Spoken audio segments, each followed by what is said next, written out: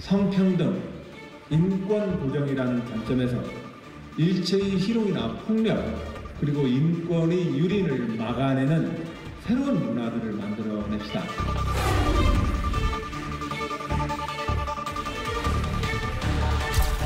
국민 여러분,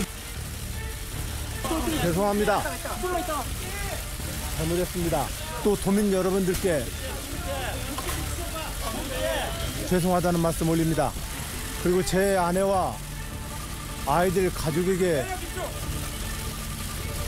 너무 미안합니다.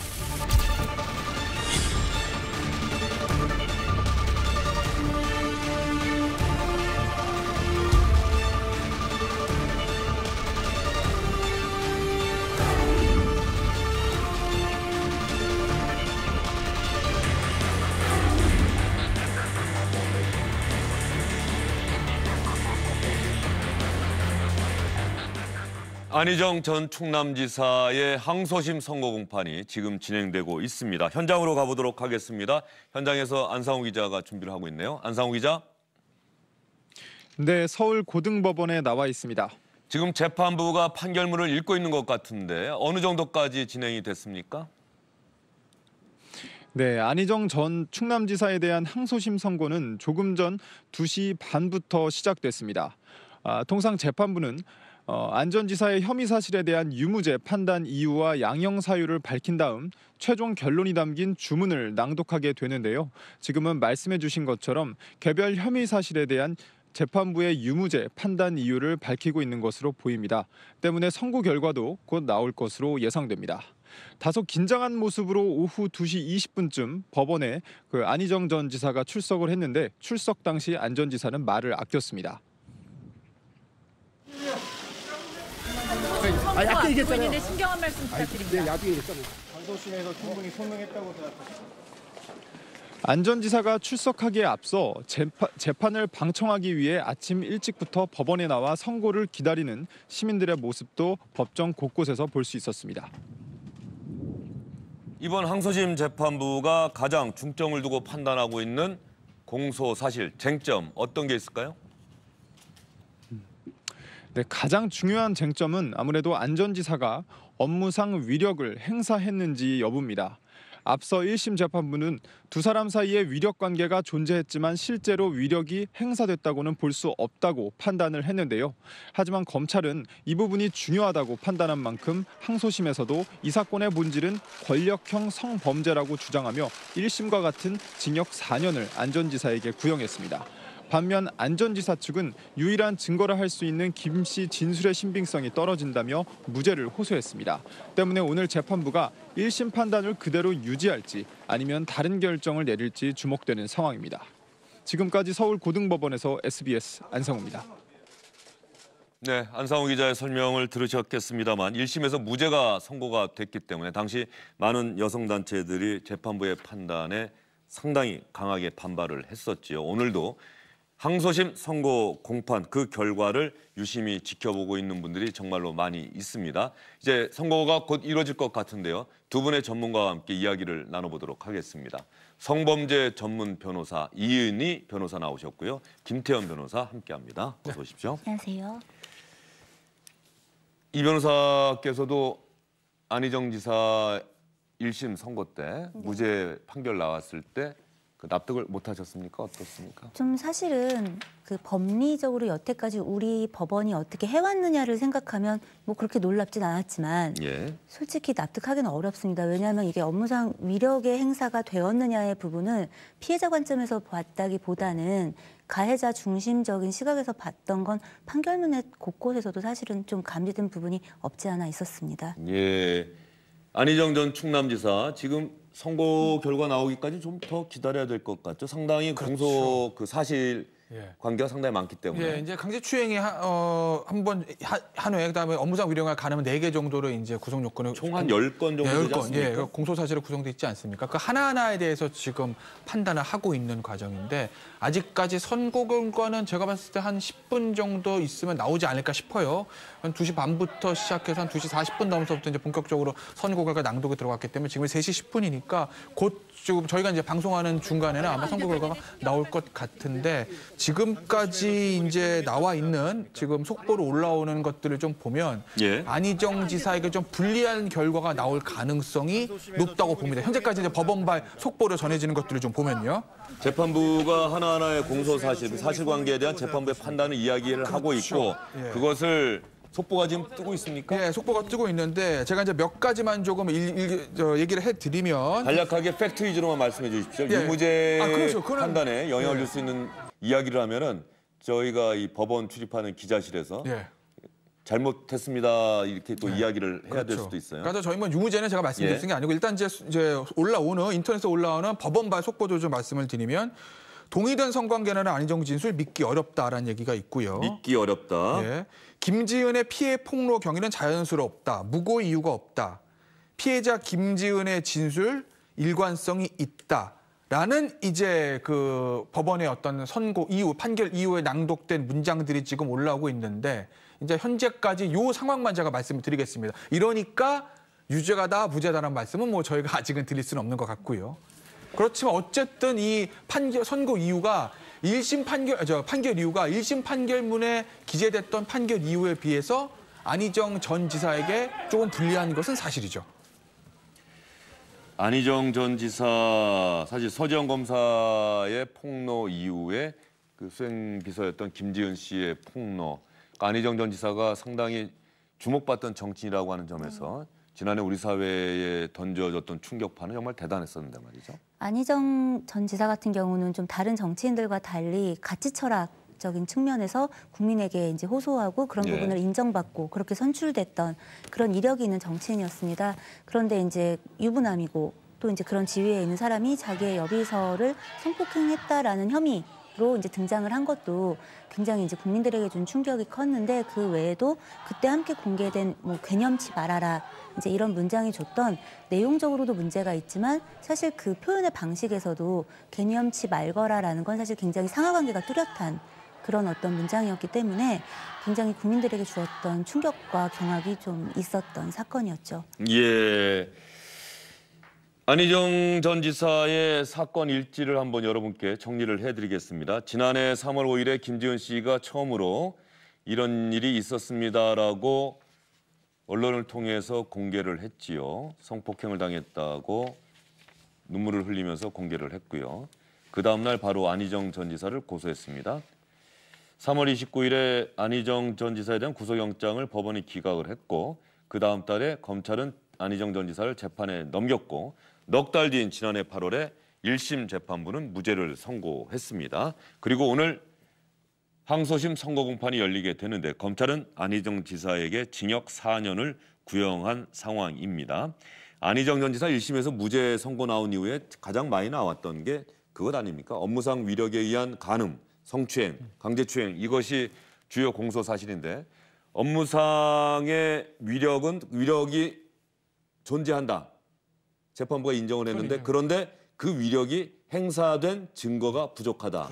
이렇게 이야기를 했죠. 그러니까 이제 재판부의 1심의 판단 중요한 쟁점은 뭐냐면 업무상 위력은 존재한다고 했어요.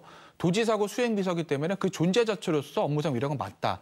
다만 그것이 유죄가 나오기 위해서는 안희정 지사가 도지사라는 그 지위를 이용해서 어느 정도 피해자인 김지은 씨에게 강압적인 것들이 있어서 피해자 김지은 씨가 정말 싫은데 본인의 성적 자기결정권이 침해되는 상태에서 이제 성관계를 가져야 된다. 뭐 이런 얘기인데 그게 아니라는 거죠. 도지사이긴 하지만 그 도지사라는 지위를 이용해서 김지은 씨하고 성관계를 가진 것은 아니다라는 게 1심 판결의 판단이었습니다. 그렇기 때문에 위력은 존재하나 그렇기 때문에 그거를 이용한 간음은 아니다라는 그런 결론이 나왔던 거죠. 예, 1심 판결에서 말이죠. 그리고 또 나왔던 게 아마 많은 그 분들이 납득할 수가 없다, 수긍할 수 없다 이야기했던 부분 중에 하나가 김지은 씨 피해자 어떤 피해자다운 행동, 피해자다운 행동을 보이지 않는다. 뭐 이런 내용이 판결문에 기재가 돼서 많은 분들이 좀 반발했던 기억도 납니다. 그런 부분들에 대해서 이제 재고를 해야 될 때가 이제 드디어 본격적으로 시작이 된 거라고 봅니다. 업무상 위력에 의한 간음이나 업무상 위력에 의한 강제 추행의 요건을 뭐 기습성이라든가 폭행, 협박 이런 걸로 두지 않는 이유가 있습니다. 업무상 위력이라는 게 보이는 게 아니잖아요. 그런데 그거를 말로 해서 행사하고 막 이렇게 뭔가 구체적인 정황이 존재하기가 어렵습니다.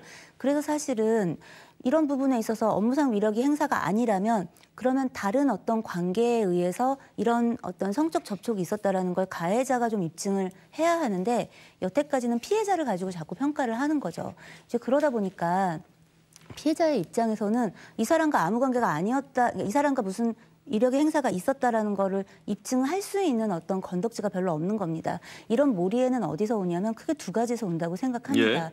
첫 번째는 그 우리 사회가 가해자들에게, 그러니까 좀 어떤 기득권층에게 좀 더 이입되어 있는 그런 부분이 있고요. 이걸 판단하는 사법기관의 주체들이 실은 업무상 위력의 의뢰 입장에 서 있던 적이 그런 경험이 없는 거죠. 그래서 이번 판결에 대해 좀 기대하고 있습니다. 업무상 위력 존재하지만 위력이 행사됐다는 증거가 부족하다. 항소심 재판부의 판단이 달라질까요? 현재까지 그 부분을 우리가 유추해 볼 수 있는 내용들이 지금까지 판결문 읽어 나가는 중에 나왔습니까? 예, 지금 일단 방금 전에 속보 올라오는 것을 보면 법원에서 안희정 위력으로 피해자 간음이라는 이제 판결 내용이 나왔다고 해요. 그럼 1심 재판부와 달라질 수 있다는 얘기겠네요. 현재까지 나오는 걸 보면 1심 재판의 결과와 바뀔 가능성이 좀 높아졌죠. 저희가 속단은 할 수 없습니다. 선고가 판결 주문 낭독할 때까지 저희가 속단할 수 없는데 지금 나와 있는 어떤 법원의 낭독하거나 판결 이후의 흐름들을 보면 안희정 지사에게 굉장히 불리한 결과, 그러니까 1심에서의 결과와는 전혀 반대의 결과가 나올 가능성이 조금 높아졌다. 이렇게 말씀드릴 수 있습니다. 예, 조금 전에 재판부가 이야기한 거 보면은 피해 사실의 신빙성이 충분히 인정이 된다. 피고인은 안희정 전 지사를 얘기합니다. 의사에 반하여 기습적으로 뺨에 입을 맞춘 행위, 이건 추행으로 인정되고 성적 자유 침해할 뿐 아니라 추행으로 평가가 된다. 합리적 의심을 배제할 정도로 이미 재판 과정에서 증명이 됐다. 이런 지금 판결문을 읽어나가는 과정에 이런 내용이 나왔어요. 그렇다고 한다면은 1심 재판부하고는 좀 다른 판결이 나올 수 있겠다. 이런 생각을 많은 분들이 할 것 같습니다. 저도 지금 그런 기대를 좀 하고 있고, 우리가 피해자들을 볼 때 업무상 위력에 의한 어떤 성폭력 사건의 피해자의 심리를 좀 이해할 필요가 있습니다.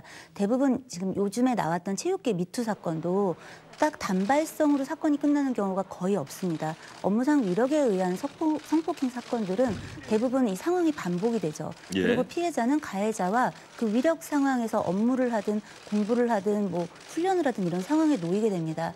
그러면 그 피해자가 피해자다움이라고 우리가 흔히 그 속단하거나 그 스테레오타입으로 가지고 있는 그런 행동을 할 여지보다는 오히려 잘 지내려고 그냥 이 상황 자체를 좀 더 선회하려는 노력을 할 수밖에 없는 과정이 있는데, 이런 것들을 우리 사회가, 우리 사법기관이 그동안 너무 많이 간과해오지 않았나라고 생각합니다. 예, 제가 조금 전에 말씀드린 부분은 말이죠.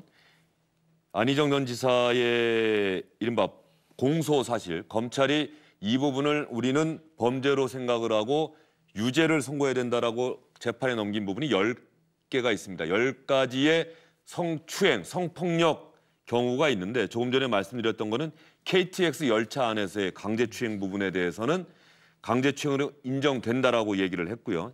지금은 서울 서초구 호프집 건물 안에서의 추행, 이렇게 공소사실 하나하나에 대해서 이야기를 하고 있는데 10가지 경우인데 지금 4번을 얘기하고 있어서 그러면 조금 더 시간이 좀 걸릴 것 같습니다. 걸리겠네요. 지금 예. 보니까 강제추행의 다 5회고요. 공소사실 보면. 업무상 위력에 의한 추행이 1건이고 그다음에 업무상 위력에 의한 간음이 4건입니다. 총 10건 아니겠습니까? 그러니까 10건의 어떤 공소사실 요지를 낭독하고 이 부분에 대한 어떤 판단, 그런 것들을 하는 과정이기 때문에 지금 이제 4번째라고 하면 앞으로 한 6개 정도 남지 않았습니까? 제 예상이 틀렸네요. 10분대가 아니라 잘못하게 되면 저희 방송 끝나기 전에도 결과가 안 나올 가능성도 좀 있겠어요. 예, 그래도 나올 가능성이 상대적으로 더 커 보입니다. 앞으로 한 30분 안에는 나오지 않겠습니까? 그래도 뭐 그렇게 하나하나 읽어 나가고 최종적으로 이제 10가지 공소 사실에 대해서 하나하나 사실관계에 대한 판단을 재판부가 하고 나서 그다음에 이제 양형 참작 사유를 얘기하고 그다음에 이제 주문을 선고하게 되는 거겠죠. 양형 이유를 낭독하기 시작하면 유죄라는 거죠. 그러니까 무죄면 사실 양형 이유를 낭독할 필요가 없거든요. 그래서 이제 하나하나 얘기를 하고 그리고 이제 양형 이유를 낭독하는 아마 그런 과정을 이제 거치겠죠. 그러니까 이제 하나의 관건은 뭐 무죄가 전부 무죄가 나오면은 뭐 상관이 없는데 1심 다 전부 무죄잖아요. 지금 나와 있는 걸 봐서는 그 10가지 공소사실 전부 다 유죄 나온다고는 우리가 단정할 수 없지만 지금 나와 있는 뭐 가잉제추행이라든지 일부분에 대해서는 일부 유죄는 나올 것 같아요. 지금 제 개인적 예상으로는 아마 시청자 여러분들도 그렇게 보실 건데, 그런데 이제 문제는 이제 유죄가 나올 수 있을 경우 어느 정도 10가지 공소사실 중에서 어디까지 유죄가 나오냐도 관건이지만 결국 형량은 어떻게 될 것인가.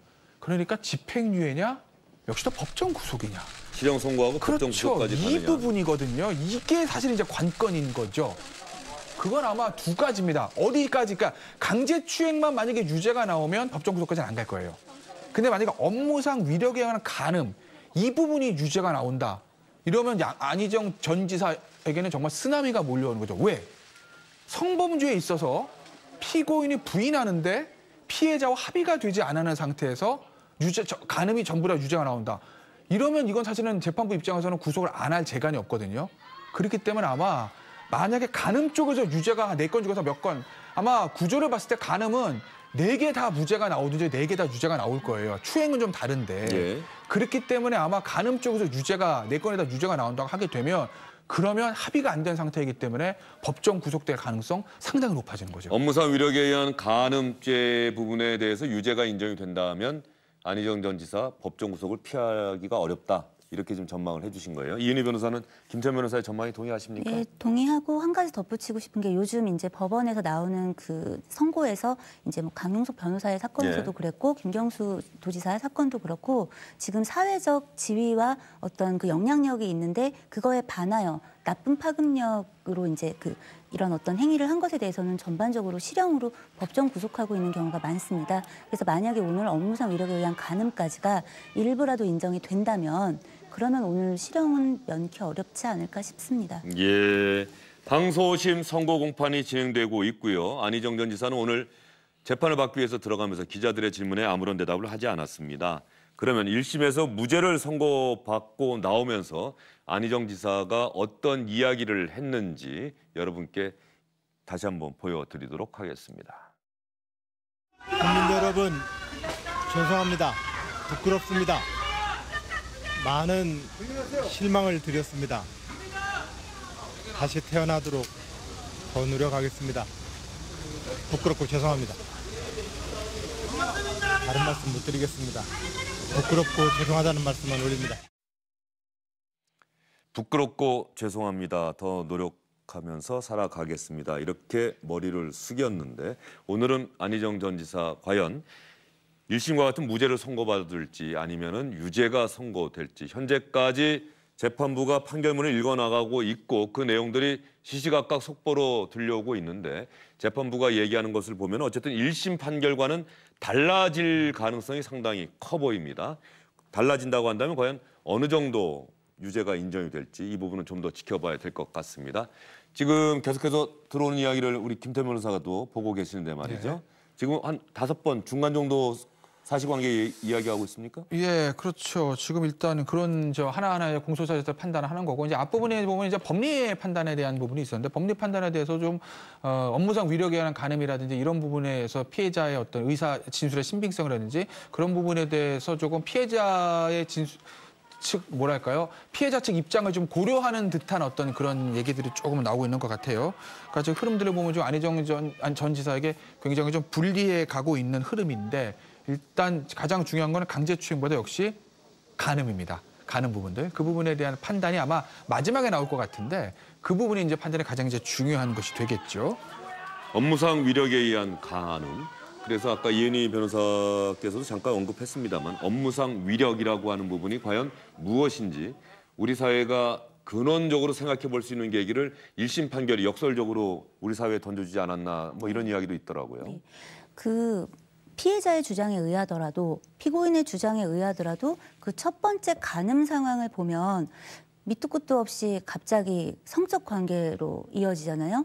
그러면 그 부분에 대해서 적어도 이 관계가 업무상 위력을 행사하는 입장에서는 내가 이렇게 했을 때 이 사람이 부담을 가질 수 있고 거절하지 못할 거라는 건 당연히 전제되어 있기 때문에 이게 지금 이런 관계가 맞는지를 말로 확인을 하든 전반적인 걸 살피든 해야 하는데 지금 그들의 진술만 보더라도 기존에 1심에서 나온 진술만 보더라도 거기 어디에 피해자가 이런 부분에서 동의한 어떤 점이 보인다라는 게 없잖아요. 예. 그럼에도 불구하고 그거를 저항하거나 싫다라는 이야기를 한 바 없으니 업무상 위력을 행사하여 그것을 배척한 것이 아니다라고 판단할 수 있겠는가. 그런 부분에서 좀 문제가 있었다고 생각합니다. 예, 1심 판결이 나온 직후에 안희정 전 지사가 죄송합니다, 부끄럽습니다 이야기를 했는데 당시 많은 여성단체들이 1심 판결에 항의하고 비판하고 반발하고 이런 목소리를 냈었습니다. 당시 여성단체들의 이야기를 하나 들려드린 다음에 오늘 항소심 선고 공판 어떻게 진행되고 있는지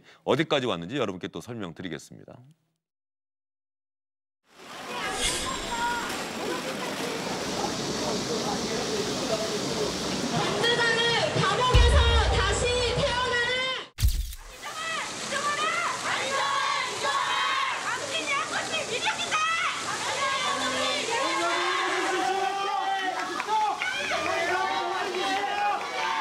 나올 거라고 생각했습니다. 검찰이 가해자는 감옥으로, 피해자는 일상으로. 안희정이 무죄라면 사법부는 유죄다.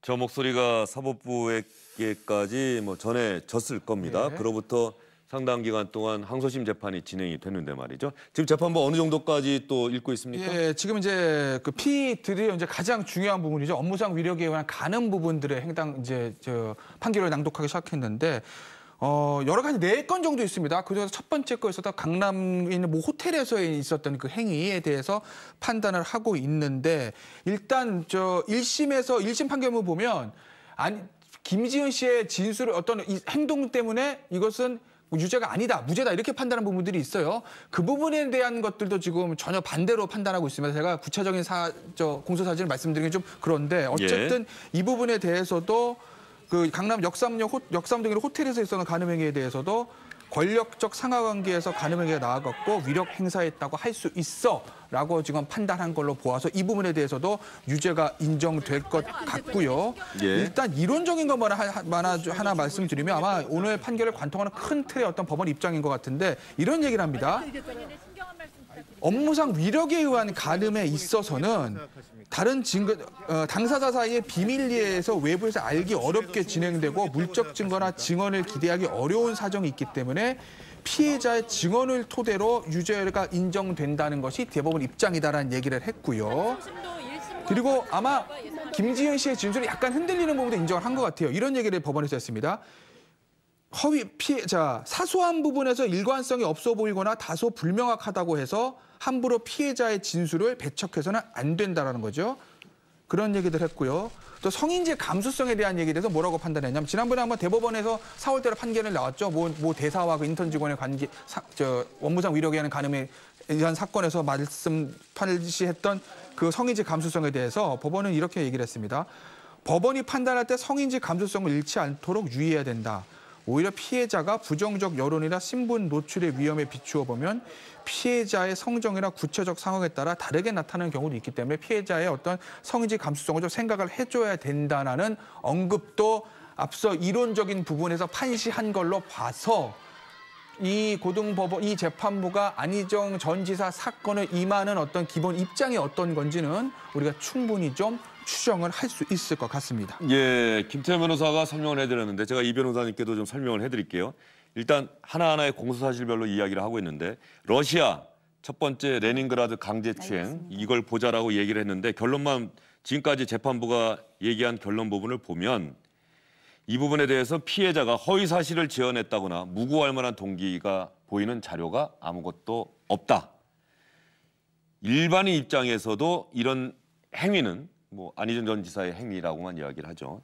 성적 자유를 침해하고 추행이라고 평가할 만한 행동이다. 이렇게 판단을 했습니다.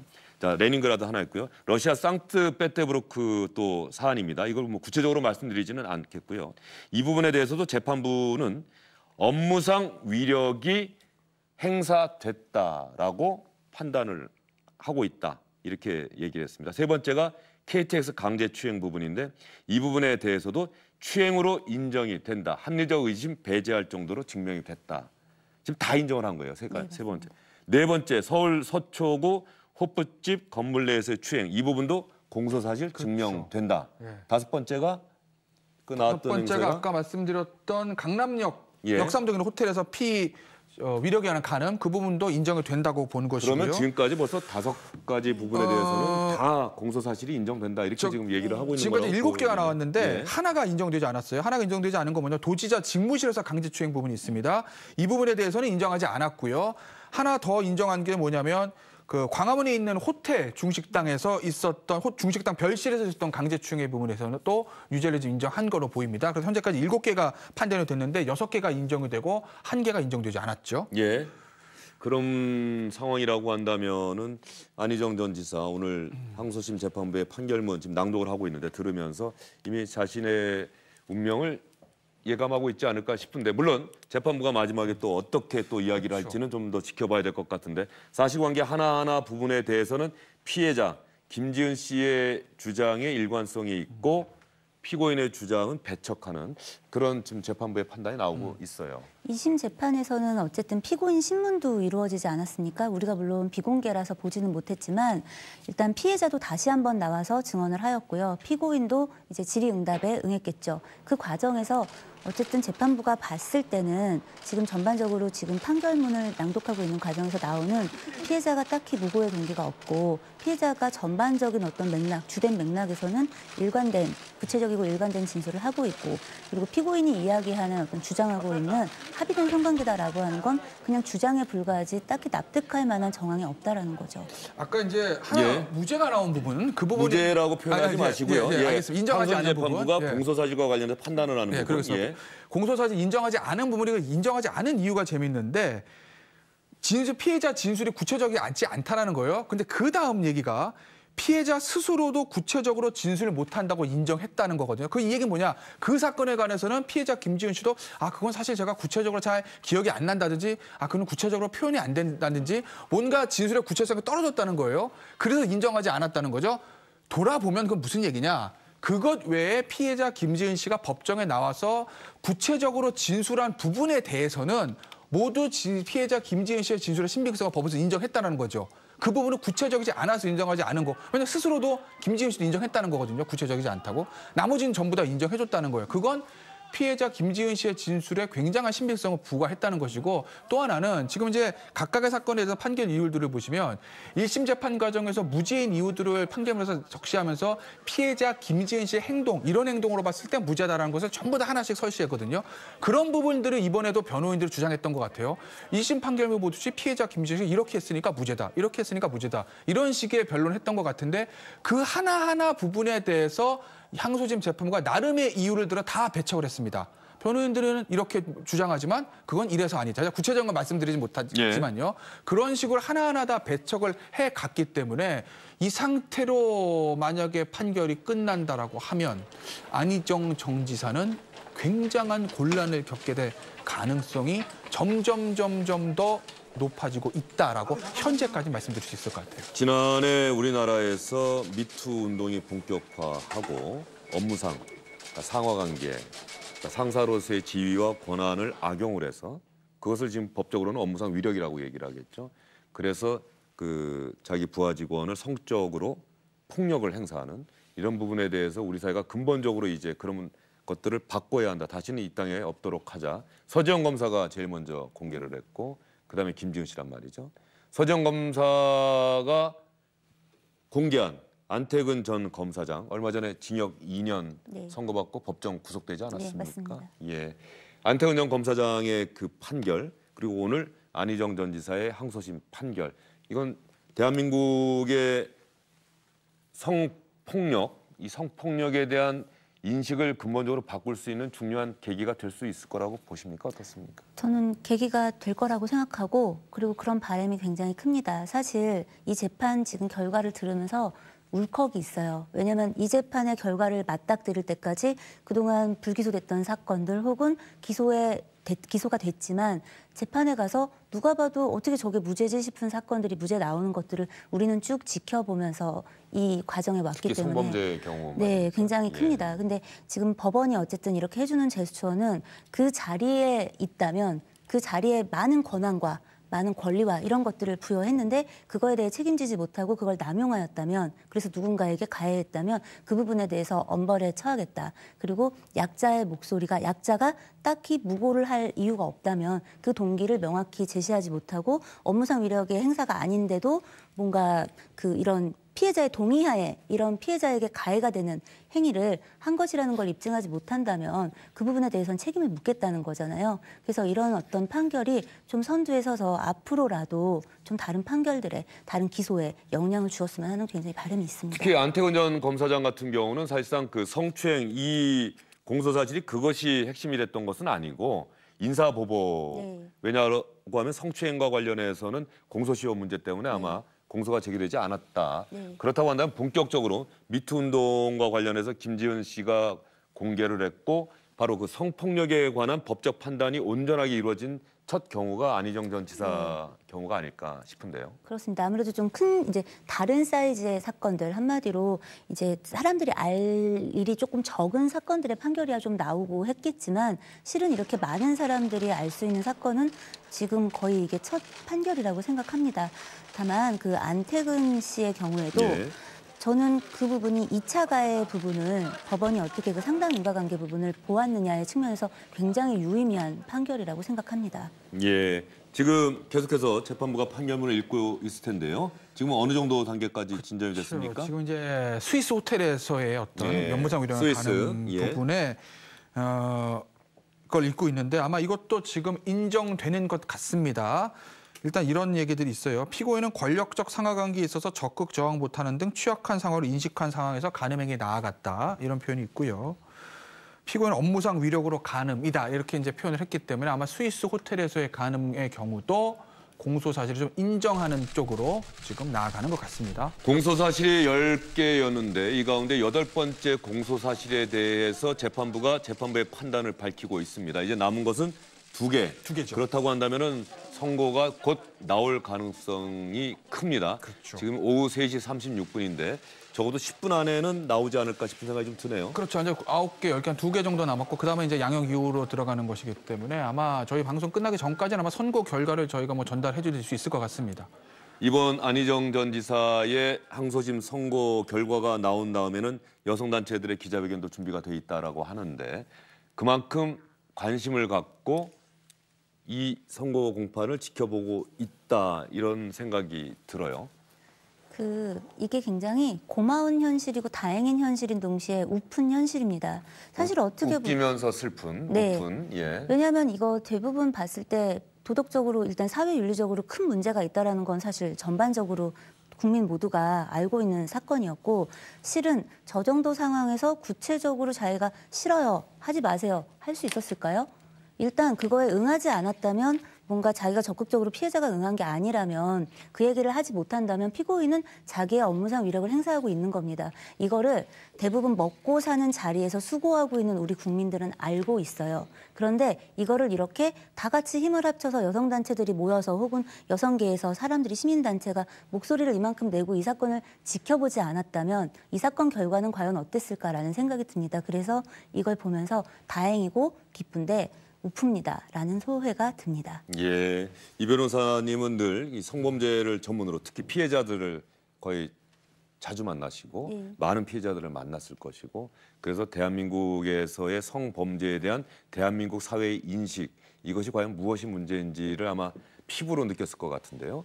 오늘 한번 나오신 김에 과연 정말로 가장 큰 문제가 뭐라고 변호하시면서 생각이 드셨는지. 자꾸만 피해자에게 구체적이고 일관된 어떤 그 주장을 이야기하는데 거기까지는 좋아요. 자, 구체적이고 일관된 거가 어느 수준까지를 요구하느냐가 굉장히 그 관건이 됩니다. 가끔씩 법정에서 이런 생각이 들어요. 피고인들은 굉장히 이상한 얘기를 해요. 되게 앞뒤가 안 맞는 얘기를 해도 피고인, 가해자. 네, 그렇죠. 예. 가해자가 그렇게 얘기를 하는 거는 굉장히 무심결에 지나가고 피고인에 대한 재판이니까 합리적 의심의 부분에 이걸 반영하지 않아요. 그런데 막상 피해자가 부수적인 부분에서라도 어떻게 도대체 사진을 찍어 놓듯이 예. 그 과거의 상황들을 다 기억할 수가 있겠어요.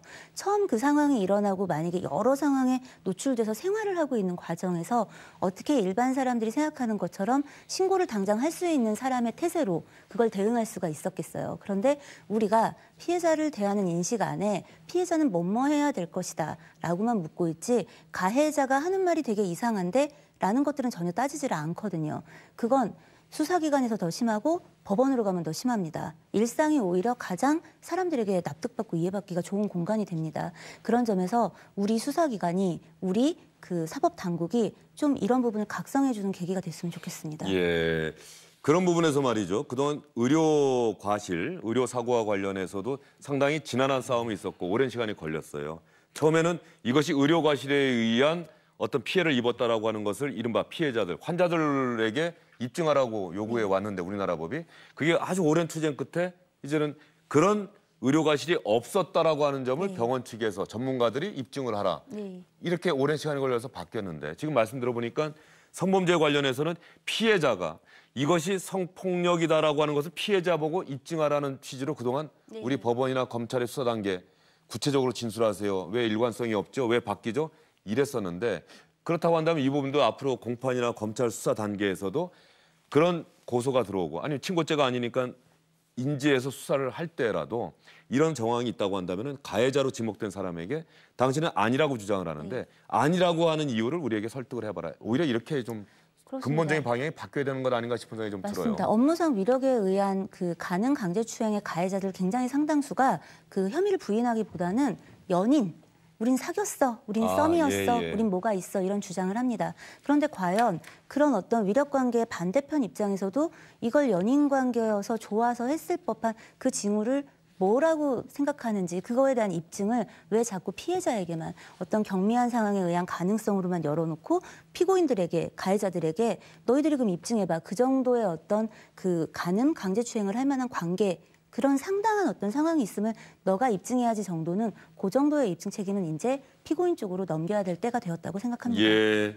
지금 9번째 공소사실에 대한 판단까지 나온 것 같아요. 그렇죠. 9번째가 이제 관용차 안에서의 업무상 위력의 예. 추행인데 그 부분에 대해서도 업무상 위력으로 추행했다는 공소 사실이 모두 인정됐다고 판단했습니다. 공소 인정한 건데 근데 사실 이 관용차 내에서 업무상 위력 추행에 대해서 1심에서 무죄를 판단하는 여러 가지 논거들 하나로 저 관용차 안에서의 피해자 김지은 씨의 특이 행동을 이유로 이제 무죄를 한 측면이 있거든요. 1심에서요? 1심에서. 근데 예. 그 부분에 대해서도 제가 어떤 행동이 당연히 말씀 못 드리지만 그 부분에 대해서도 피해자 김지은 씨가 그런 행동을 했다는 피고인 안희정 전 지사의 진술을 오히려 납득하기 어렵다 이렇게 판단을 한 겁니다. 오히려 그렇죠. 그렇기 때문에 안희정 전 지사가 굉장히 불리하게 이제 작용을 한 거고 그런 부분들이 그러니까 그 피해자의 김지은 씨의 행동이 어떤 행동을 했으니까 강제로 한 추행이 아닙니다라는 안희정 전 지사의 진술을 1심 재판부는 받아줘서 아 그렇지 그러면은 강제로 그냥 추행이 아니겠구나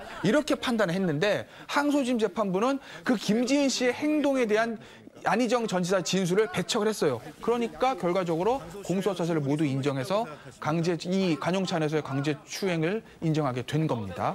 이제 남은 공소사실은 하나. 예. 거의 마무리 단계에 접어들었다고 볼 그렇죠. 수가 있겠네요. 예. 뭐 지금까지 보면 9가지 공소 사실 중에서 광화문에 있는 모 호텔 별실, 중식당 별실에서 있었던 강제 추행 그 부분만 무죄가 인정하지 않은 거고 나머지를 전부 다 인정한 겁니다. 그런데 아까도 말씀드렸듯이 그 부분에 대해서 공소 사실을 인정하지 않은 이유도 다른 이유가 아니라 피해자 김지은 씨 스스로가 그 부분에 대해서는 제가 진술이 좀 구체적이지 않아요라고 인정을 했다는 것이거든요.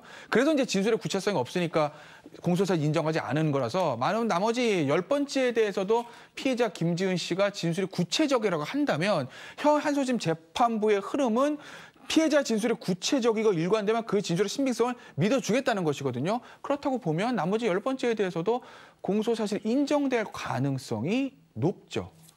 오늘 항소심 선고 결과가 어떻게 나올지는 현재로서도 뭐 쉽게 말씀드리기는 어렵습니다. 어떤 판단을 하게 될지. 아직도 유죄 무죄 저희가 직접 말씀드리긴 뭐하고요. 재판부가 주문을 읽고 나면 아주 신속하게 여러분께 전해드리도록 하겠습니다. 1심 재판과 아주 다른 판결이 나온다고 한다면 그렇게 전제한다고 한다면 1심 재판부 재판했던 판사 입장에서는 상당한 부담이 될 것 같다 이런 생각도 좀 들어요. 결국은 이런 일이 있었다라는 거를 1심 재판부가 부정했던 판결문은 아니었습니다. 사실관계는 대부분 다 인정을 했다 이거죠. 1, 2심 판결 다 보면은 지금 이제 나온 내용까지를 종합해 보면 재판부가 어떤 사실에 대해서는 어떤 게 의물소거한 영상 자체는 전반적으로 인정한 게 비슷한 거예요.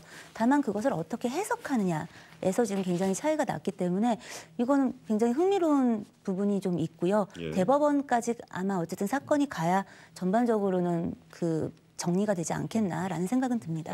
이 변호사님은 이번 사건도 결국 대법원 3심까지는 갈 수밖에 없을 것이다. 네, 그렇습니다. 안희정 전 지사가 항소심에서 유죄를 선고받을 경우에도 상고를 할 것이고 그렇죠. 또 만약에 또 무죄가 나온다고 한다면은 검찰 또 측에서. 검찰에서 또 네. 당연히 또 상고할 것이고. 아마 대법원에서도 소부보다는 아마 전원 화유죄를 해부될 가능성도 높죠. 왜냐하면 이게 피고인이 안희정 전 지사라는 심에서 사회적 여파도 크지만 이게 사실은 유죄가 나오든 무죄가 나오든 간에 업무상 위력에 의한 간음이라는 그런 범죄들을 해석하는 리딩 케이스가 될 가능성이 굉장히 높거든요. 아마 앞으로 있을 여러 유사한 사건들에 대해서 검찰과 법원 또 변호사까지 이 케이스를 통해 가지고 이걸 리딩 케이스에서 적용하고 판단할 가능성이 높은 그런 중요 케이스이기 때문에 아마 검찰이든 안희정 전 지사 측에는 당연히 상고를 할 것이고 그렇게 되면 아마 대법원 전원합의체에서 판단을 해서 아마 이제 시금석으로 삼을 가능성이 높죠. 안희정 전 지사 항소심 재판부 10개 공소 사실에 대한 판단을 모두 다 밝혔습니다.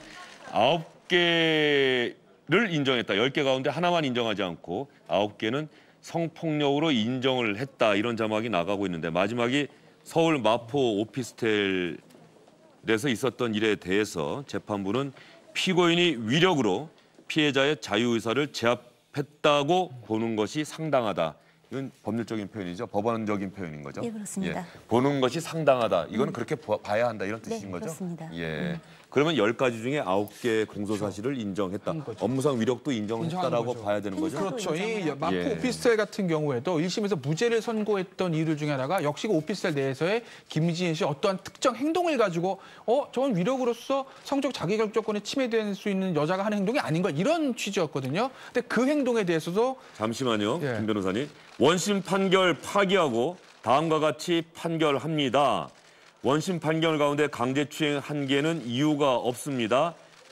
모두 사실 가운데 캠프 내용 부분은 삭제합니다. 나머지 부분은 유죄 인정합니다. 이건 좀 더 확인을 해봐야 됩니다만 나머지 부분은 유죄를 인정합니다라는 판결문까지가 나온 거예요. 주문은 아니고요. 예. 일단 공소사실 판단이 이렇다는 거예요. 예. 근데 양형이유에 들어가겠죠. 예. 여기서 이제 안희정 지사의 운명에 갈리는 거고 아까 제가 말씀드렸던 거 이어가면 그 1심에서 무죄를 근거로 삼았던 김지은 씨 어떤 특정한 행동에 대해서도 항소심 재판 뭐라고 그러냐면 그 행동마저도 자유의사가 억압된 것이다. 피고인이 위력을 가지고 있고 그걸 행사했기 때문에 억압돼서 어쩔 수 없이 한 행동을 이렇게 판단한 것이거든요. 그렇기 때문에 그 부분도 그 마포 오피스텔에서의 간음도 유죄가 인정된 거죠. 예, 양형 이유와 관련해서 피고인이 성폭력 범죄가 없다, 전력이 없는 점은 유리한 정상이다. 하지만 현직 도지사이자 유력 대권 주자로 자신의 감독 보호를 받는 피해자를 업무상 위력으로 4차례 간음하고 1차례 추행하고 4차례 강제 추행한 것, 특히 7개월간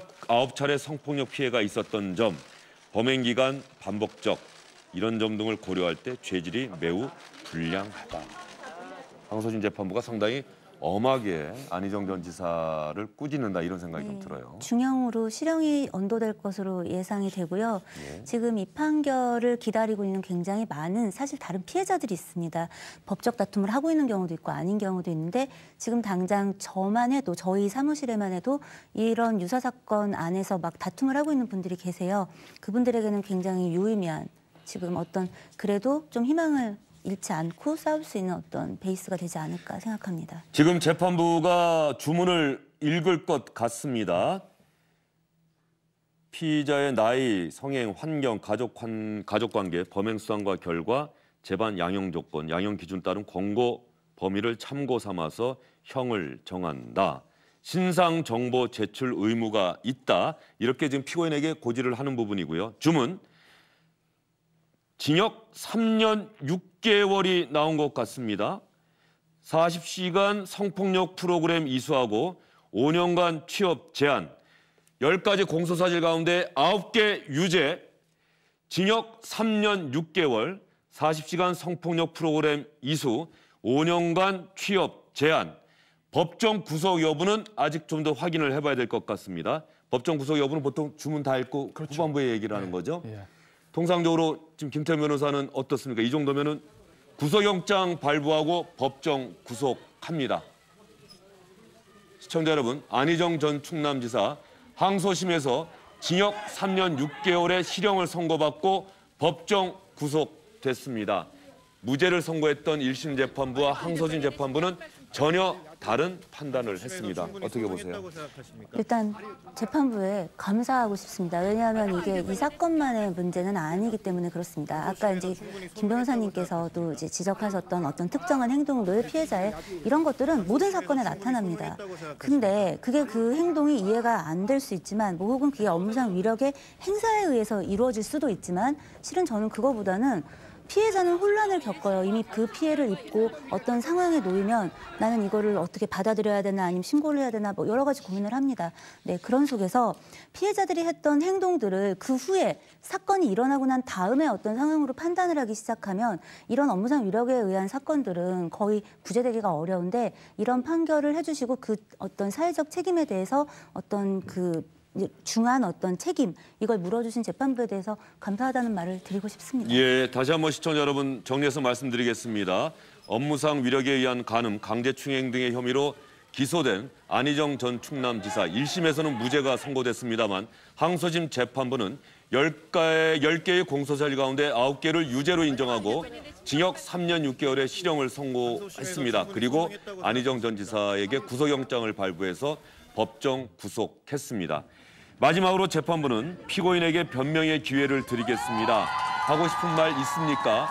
지금 법원 앞에서 판결 결과가 나오자 기다리고 있던 여성단체에서 판결 결과를 환영하는 박수와 환호성 지르는 모습이 화면에 나가고 있습니다. 하고 싶은 말 있느냐는 재판부의 질문에 안희정 전 지사는 묵묵부답이었습니다. 그리고 그 모습을 본 재판부는 검찰을 향해서 구속영장을 집행해달라고 이야기를 했습니다. 주영진의 뉴스브리핑, 안희정 전 충남지사의 항소심 선고 공판 소식을 여러분께 실시간으로 전해드렸습니다. 두 분 수고 많으셨고요. 이번 사건, 이번 판결이 미투 운동과 그리고 대한민국에서 성범죄, 성폭력을 과연 어떤 관점, 어떤 기준을 갖고 지켜봐야 하는지 그 시금석이 되는 중요한 판결이 될 것이다라는 생각이 듭니다. 안희정 전 충남지사는 오늘부로 법정 구속됐고 형량은 3년 6개월입니다.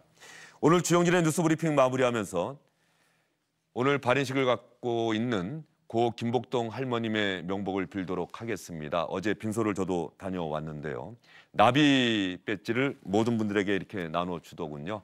오늘 주한 일본 대사관 앞에서 발인식, 연결식도 했습니다. 일본 정부가 진심으로 사죄한다면 얼마든지 용서할 수 있다는 할머님의 말씀을 일본 정부가 꼭 새겨 듣기를 바랍니다. 주영진의 뉴스브리핑, 김복동 할머님의 명복을 빌면서 오늘 순서는 여기서 마무리하겠습니다. 고맙습니다. 나비